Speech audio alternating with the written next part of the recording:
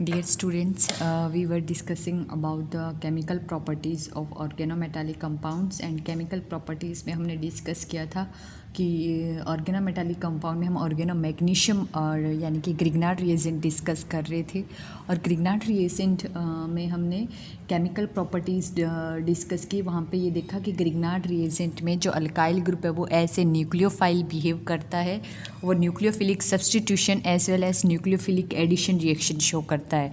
तो हमने nucleophilic substitution reaction में अभी तक जो रिएक्शन डिस्कस की है ऑर्गेनोमैग्नीशियम कंपाउंड की, ऐसे कंपाउंड के साथ which contain active hydrogen atom. तो नेक्स्ट हमारा है कि अदर न्यूक्लियोफिलिक सब्स्टिट्यूशन रिएक्शन जो कुछ रहती है उसमें नॉर्मली क्या होता है कि जो ग्रिग्नार्ड रिएजेंट है RMgX, इसमें जो कार्बन और मैग्नीशियम के बीच में जो पार्शियली पोलर कैरेक्टर का जो बॉन्ड है, इस केस में क्या होता है कि ये इतना ज़्यादा स्ट्रांगली पोलराइज नहीं होता है, जिसकी वजह से ये जो अल्काइल पार्ट है ये एज ए न्यूक्लियोफाइल तो बिहेव करता है बट स्ट्रॉन्ग न्यूक्लियोफाइल नहीं है, वीक न्यूक्लियोफाइल की तरह बिहेव करता है। तो ये ग्रिग्नार्ड रिएजेंट है जो न्यूक्लियोफिलिक सब्स्टिट्यूशन रिएक्शन देता है। तो जो इसके साथ में कोई अदर रिएजेंट है अगर वो वीक है तो उनके साथ रिएक्ट नहीं करेगा, अगर साथ में कोई स्ट्रॉन्गली रिएक्टिव कंपाउंड हो उन्हीं के साथ ये एज ए न्यूक्लियोफिलिकली सब्स्टिट्यूट होगा। फॉर एग्जांपल कि अगर हम अल्काइल हैलाइड की बात करें तो सिंपल अल्काइल हैलाइड के साथ ये रिएक्ट नहीं करेगा, ये उन्हीं अल्काइल हैलाइड के साथ न्यूक्लियोफिलिक सब्स्टिट्यूशन रिएक्शन शो करेगा जो बहुत ज़्यादा हाईली रिएक्टिव अल्काइल हैलाइड हो। फॉर एग्जांपल जब हम एग्जाम्पल ले लिया है मैग्नीशियम कंपाउंड्स, ऑर्गेनोमैग्नीशियम का मिथाइल मैग्नीशियम आयोडाइड और अल्काइल हैलाइड में ये टर्शरी ब्यूटाइल अल्काइल हैलाइड के साथ, क्योंकि टर्शरी ब्यूटाइल अल्काइल हैलाइड में ये जो हैलाइड है हाईली रिएक्टिव होता है देन सिंपल अल्काइल हैलाइड। तो इस केस में अगर मैं हैलोजन यहाँ पे क्लोरीन ले लूँ टर्शरी ब्यूटाइल क्लोराइड में, तो यहाँ पे ग्रिग्नार्ड रिएजेंट है, इसके साथ इजीली रिएक्ट करके और एल्केन बना देगा। यहाँ पे डेल्टा नेगेटिव, इस पे डेल्टा पॉजिटिव चार्ज। सिमिलर जो जनरल मैकेनिज्म डिस्कस किया था एज ए न्यूक्लियोफाइल, ये यहाँ पे अटैक करेगा और यहाँ से हेलोजन एटम को रिप्लेस कर देगा and finally leading to the formation of alkenes. और कौन सा एल्केन बना है ये यहाँ पे मिथाइल ग्रुप आ जाएगा, हेलोजन हटके नियोपेंटेन, और हेलोजन है वो इस मैग्नीशियम आयोडाइड के साथ चला जाएगा, magnesium chloride iodide. Similarly reaction with unsaturated halides के साथ, अनसैचुरेटेड हैलाइड्स के साथ, हैलाइड्स में भी ये अनसैचुरेटेड हैलाइड्स में उन्हीं अनसैचुरेटेड हैलाइड के साथ रिएक्शन शो करेगा जो हाईली रिएक्टिव हो।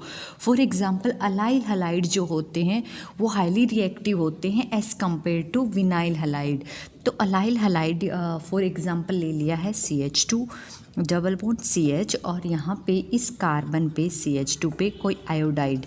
अलाइल हैलाइड है वो हाईली रिएक्टिव होते हैं यहाँ पे, तो यहाँ डेल्टा नेगेटिव और डेल्टा पॉजिटिव ये एज ए न्यूक्लियोफाइल इस कार्बन पे अटैक करेगा, क्योंकि आयोडीन है यहाँ पे, इस पे क्या है partial negative partial positive charge, यहाँ ये इलेक्ट्रॉन डेफिशिएंट सेंटर है और यहाँ से क्या करेगा ये आयोडाइड का रिमूवल।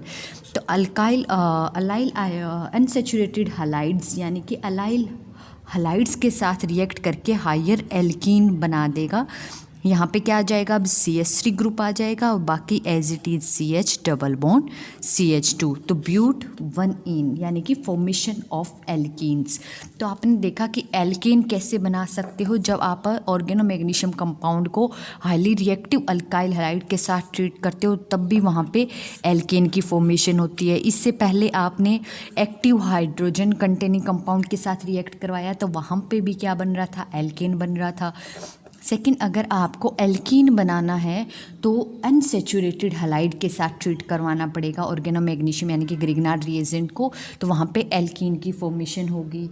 नेक्स्ट है कि अगर आप हेलोजिनेटेड ईथर के साथ करवाओ, हेलोजिनेटेड ईथर यानी कि ईथर में हेलोजन। फॉर एग्जांपल अगर हम इथाइल मैग्नीशियम आयोडाइड या फिर ब्रोमाइड क्लोराइड को ट्रीट करवा रहे हैं, हेलोजिनेटेड ईथर, नॉर्मल ईथर क्या होता है RO आगा R। अगर मैंने एक अल्काइल ग्रुप पे कोई हैलोजन ले लिया है, लेट क्लोरीन, और बाकी ईथर एज इट इज़। तो हैलोजिनेटेड ईथर भी हाईली रिएक्टिव होते हैं। यहाँ पे भी हैलोजन की जैसे हाईली इलेक्ट्रोनेगेटिव एटम है तो इस पे partial negative charge, here partial positive charge, और यहाँ पे ऑर्गेनो मैग्नीशियम कंपाउंड में partial positive and here partial negative. ये ऐसे न्यूक्लियोफाइल क्या करेगा, इस पे अटैक और सब्स्टिट्यूट हो जाएगा और हैलोजन का रिमूवल। तो फाइनली क्या बन जाएगा यहाँ पे, अब इस कार्बन पे ये इथाइल ग्रुप कनेक्ट हो जाएगा, CH3 CH2, बाकी as it is CH2O CH3 क्या बन गया, ईथर, और साथ में हैलोजन कहाँ चला गया, क्लोरीन मैग्नीशियम आयोडाइड के साथ। क्लियर है। तो इस तरह से आप ईथर बना सकते हो। तो एल्कीन बनाने के लिए जिस तरह से आपने हैलोजिनेटेड एल्कीन लिया और रिएक्टिव हैलोजिनेटेड एल्कीन्स, उसी तरह आपको यहाँ पे ईथर भी कैसा लेना पड़ेगा, अगर ईथर बनाना है तो हैलोजिनेटेड ईथर लेना पड़ेगा।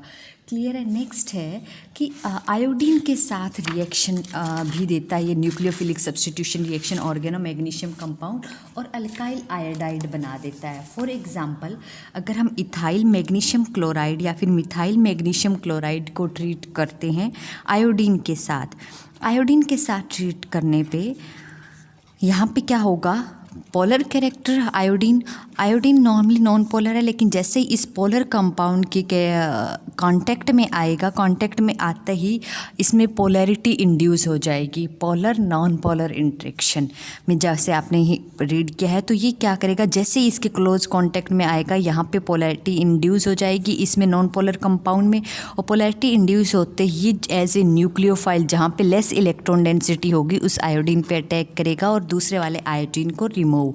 तो क्या बन जाएगा, CH3 CH2I, तो इथाइल आयोडाइड बन गया है। यानी कि आप अल्काइल आयोडाइड बना सकते हो from organo magnesium compound by reacting it with iodine, और जो आयोडीन है एक वो कहाँ चला जाएगा, मैग्नीशियम क्लोराइड के साथ।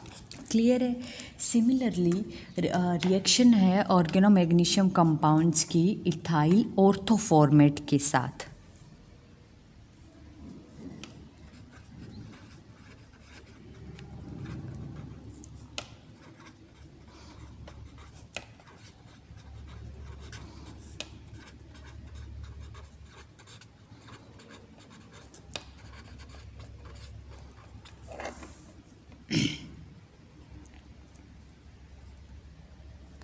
इथाइल ऑर्थोफॉर्मेट के साथ रिएक्शन में यहाँ पे क्या होगा कि जब हम मिथाइल मैग्नीशियम एग्जाम्पल ले लिया, मिथाइल मैग्नीशियम हैलाइड ले लिया और इसको इथाइल ऑर्थोफॉर्मेट के साथ, इथाइल ऑर्थोफॉर्मेट यानी कि OC2H5 ऑर्थोफॉर्मेट में यहाँ पे भी C2H5 और यहाँ पे भी OC2H5, ये है आपका इथाइल ऑर्थोफॉर्मेट।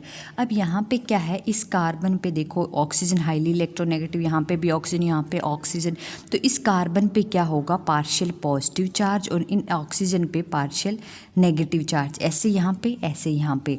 तो यहाँ पे ऑर्गेनो मैग्नीशियम कंपाउंड है, इसमें क्या है कि जो मिथाइल ग्रुप है इस पे क्या है, पार्शियल नेगेटिव और मैग्नीशियम पे पार्शियल पॉजिटिव। तो ये एज ए न्यूक्लियोफाइल सबसे पहले इस इलेक्ट्रोफिलिक सेंटर पे अटैक करेगा और यहाँ से इथॉक्साइड अनायन का रिमूवल। जैसे इथॉक्साइड अनायन का रिमूवल होगा यहाँ पे इस कार्बन पे क्या कनेक्ट हो जाएगा, एक CH3 ग्रुप जो इस मिथाइल मैग्नीशियम हैलाइड वाला है और दो OC2H5 है ही। तो ये एक तरह से क्या आ गया है, कार्बन और कार्बन पे OR ग्रुप एंड OR, तो एक तरह से ये क्या है, एसिटल है, और कौन सा है, डाई इथाइल ग्रुप है, तो इसे आप बोल सकते हो डाई इथाइल एसिटल। नेक्स्ट में क्या होगा, इस जो भी एसिटल बना है हम क्या करेंगे, एसिडिक कंडीशन में इसकी हाइड्रोलिसिस करेंगे। एसिटल है, नॉर्मल वाटर से तो हाइड्रोलाइज होगा नहीं, एसिडिक कंडीशन में जब हाइड्रोलिसिस करते हैं यहाँ पे तो सबसे पहले अगर हम करेंगे तो यहाँ पे क्या आता है, एक तरह से OH और यहाँ पे OH, लेकिन किसी एक ही कार्बन पे दो हाइड्रोक्सी ग्रुप है वो अनस्टेबल होते हैं, इमीडिएटली जैसे ही आते हैं इमीडिएटली वहाँ से वाटर का रिमूवल हो जाता है, यह हाइड्रोजन अपने इलेक्ट्रॉन यहाँ शिफ्ट करके इस हाइड्रोक्सी को लेके निकल जाएगा यहाँ पे। क्लियर है। तो इस केस में क्या बन जाएगा, अब ये हाइड्रोजन एज इट इज़, यहाँ पे कार्बन पे CH3, इस हाइड्रोजन ने अपने इलेक्ट्रॉन यहाँ शिफ्ट किया तो यहाँ पे क्या आ जाएगा, डबल बॉन्ड O, और ये ऐसे H यहाँ से H पॉजिटिव और OH नेगेटिव यहाँ से, यानी कि ऐसे वाटर है, फिर वापस निकल जाएगा। तो यहाँ से क्या बन गया है, एक तरह से एल्डिहाइड। तो आप ग्रिग्नार्ड रिएजेंट से एल्डिहाइड बना सकते हो, कैसे, by reacting the Grignard reagent with ethyl orthoformate. Similarly next reaction with chloramine के साथ ऑर्गेनोमेटालिक कंपाउंड, फॉर एग्जांपल मैंने ले लिया है ethyl magnesium halide C2H5 magnesium, और हैलाइड ले लिया है मान लो क्लोरीन, यहाँ पे पार्शियल पॉजिटिव चार्ज है, हेयर इथाइल पे पार्शियल नेगेटिव चार्ज। क्लोरामीन यानी कि अमीन्स में क्लोरीन ग्रुप लगा हुआ हो। अब इस केस में क्या होगा रिएक्शन, अब क्लोरीन और हेलोजन और नाइट्रोजन में कौन सबसे ज़्यादा होता है, यहाँ पे मोर इलेक्ट्रोनेगेटिव हेलोजन है, तो इस पे partial negative charge, here partial positive charge होगा, पोलराइज होगा, और ये as a ethyl group as a nucleophile electrophilic centre यानी कि अमीन ग्रुप पे अटैक करेगा, और यहाँ से हेलोजन का रिमूवल क्या बन जाएगा, यहाँ पे C2H CH3 CH2 यानी कि इथाइल ग्रुप है वो कहाँ पे लग जाएगा, NH2 से कनेक्ट हो जाएगा, और मैग्नीशियम है डाइक्लोराइड निकल जाएगा यहाँ पे। तो क्या बन गया है, ये एक तरह से अल्काइल अमीन यानी कि प्राइमरी अमीन बन गया है यहाँ पे, फॉर्मेशन ऑफ प्राइमरी अमीन। तो हम अमीन कैसे बना सकते हैं ग्रिग्नार्ड रिएजेंट से, by reacting the Grignard reagent with chloramine.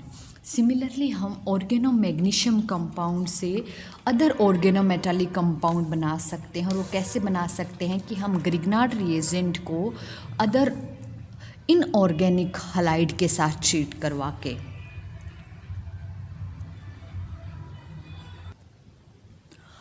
Formation of other organometallic compound, तो इसके लिए हम क्या करते हैं कि जैसे अगर हम इथाइल मैग्नीशियम हैलाइड लेते हैं, और इथाइल मैग्नीशियम हैलाइड को हम इनऑर्गेनिक हैलाइड अगर हम लेड क्लोराइड के साथ मिलाते हैं तो वहाँ पे रिएक्ट करवाते हैं, तो वहाँ पे लेड का ऑर्गेनिक कंपाउंड बन जाता है। और अगर हम ग्रिग्नार्ड रिएजेंट को कैडमियम के क्लोराइड के साथ रिएक्ट करवाते हैं तो वहाँ पे कैडमियम का ऑर्गेनोमेटालिक कंपाउंड बन जाएगा। अगर हम मरकरी के सॉल्ट के साथ करवाते हैं तो मरकरी ऑर्गेनिक कंपाउंड बनेगा, और अगर हम टिन के साथ करवाते हैं या सिलिकॉन के साथ करवाते हैं तो जिस भी मेटल के इनऑर्गेनिक सॉल्ट्स के साथ हम ट्रीट करवाते हैं ग्रिग्नार्ड रिएजेंट को, तो उसी इनऑर्गेनिक में सॉल्ट का जो मेटल है वही ऑर्गेनोमेटालिक कंपाउंड बन जाता है। फॉर एग्जांपल जैसे अगर हम इथाइल मैग्नीशियम आयोडाइड को ट्रीट करवाते हैं अगर लेड क्लोराइड के साथ, लेड के इनऑर्गेनिक सॉल्ट्स के, फॉर एग्जांपल केमिकल बैलेंस करते हैं तो मिथाइल्स के 4 मॉलिक्यूल्स एंड लेड क्लोराइड के 2 मॉलिक्यूल्स,